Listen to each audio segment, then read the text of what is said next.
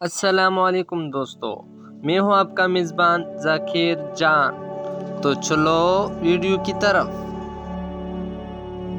جب کوئی رنج و مصیبت میں اللہ سے شکوہ کرتا ہے تو اللہ فرماتا ہے کہ اس مصیبت کا شکوہ بھیجا ہے، یہ مصیبت تو تجھے میری طرف متوجہ کر رہی ہے، تجھے شکوہ تو میری اس نعمت سے ہونا چاہیے جب تجھے مجھ سے بے نیاز بناتی ہے۔ اگر تو بیکار پتھر ہے تو کسی صاحب علم کے پاس جا کر بیٹھ گوہر بن جائے گا۔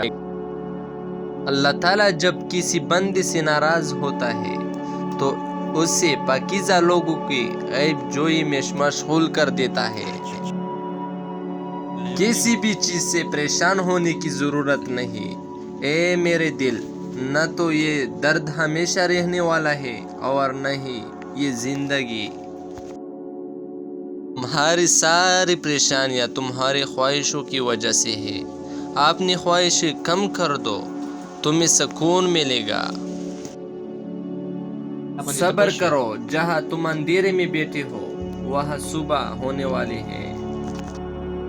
خاموش رہنا، برداشت کرنا اور درگزر کرنا سیکھنا دنیا کا سب سے بڑا ہنر ہے جو سبھی نہیں سیکھ سکتے۔ اگر تم عظمت کی بلندیوں کو چھونا چاہتے ہو تو اپنی دل میں انسانیت کے لیے نفرت کی بجائے محبت آباد کرو۔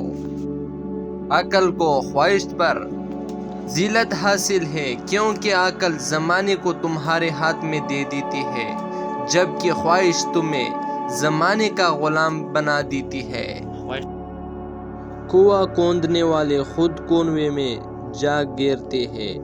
کوئی برا آدمی سزا پائے بغیر نہیں رہتا اور اچھے جزا پائے بغیر نہیں رہ سکتا۔ حق پر یقین رکھو اور باقی جو ہوتا ہے ہونے دو۔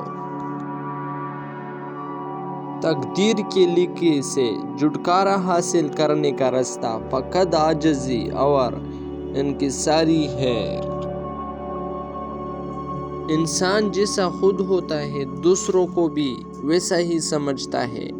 تم دنیا دار ہو اس لیے دوسروں کو بھی دنیا دار سمجھتے ہو۔ انسان اپنی حالت پر دوسروں کو قیاس کرتا ہے۔